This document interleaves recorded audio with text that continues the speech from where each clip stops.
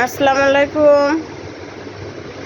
আমার ক্লায়েন্টরা মালখানগর, রায়রা বাগিচা, পুরা এই আশেপাশে গ্রামের ক্লায়েন্ট আছেন না, সবাইকে একটা সতর্ক করতে চাই। এই কুরবানির দেখুন তো প্রতারণা নামছে, এক প্রতারক চক্র আছে।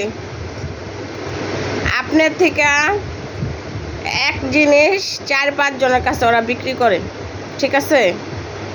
আমি কিন্তু খাসি কিনে ধরা খাইছি। এই যে আমাদের রায়েরবাগের একটা খাট্ট করে মেয়ে আছে না, খানের নাতিন আমেনা, ও এখন এটার সাথে জড়িত। আমার কাছে খাসি বিক্রি করে এখন ওই খাসি আবার 20 দিন পরে আমাকে দিবে না। আমার এলাকার এখানকার গণ্যমান্য ব্যক্তি নিয়ে আমি গেছি, ওনাদের সামনে বলে আমার কাছে খাসি বিক্রি করে না। আমার ছেলের সাথে উল্টাপাল্টা ব্যবহার, খারাপ ব্যবহার।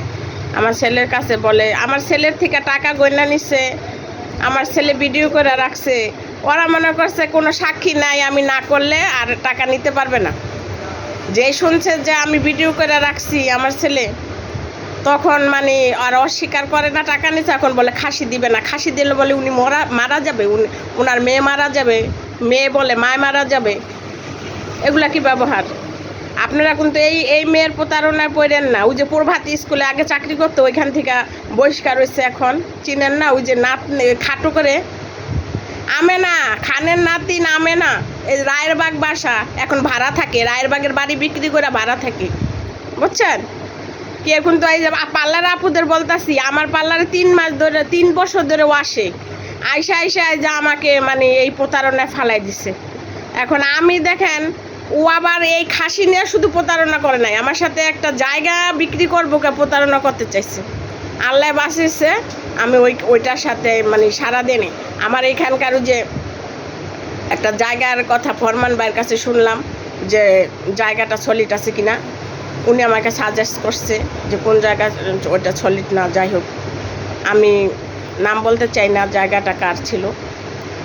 তা ও এরকম একটা প্রতারক। এইটুক মানে দেখতে ছোট, অনেক বয়স তো। এই মেয়ে নাকি অনার্স পাস, দেখলে বুঝবেন কি মনে হয় ক্লাস 3-তে পড়ে মেয়ে এত জঘন্য প্রতারক।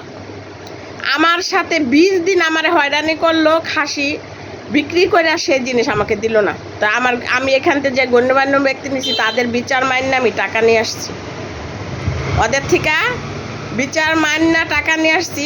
নাইলে ওদের, আমার ছেলে সরকারি চাকরি করে, ওদের কেমনি ছাইড়া দিত? কখনো না।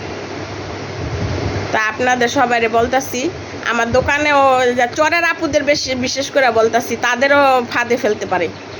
তো তারা তো আমার দোকানে আসছে, ওর সাথে দেখা হয়েছে। তো আপনারা সাবধান। ওর থেকে গরু, ছাগল, হাঁস, মুরগি যাই কিনে প্রতারণায় পড়বেন। ও এক জিনিস 4-5 জনের কাছে বিক্রি করে।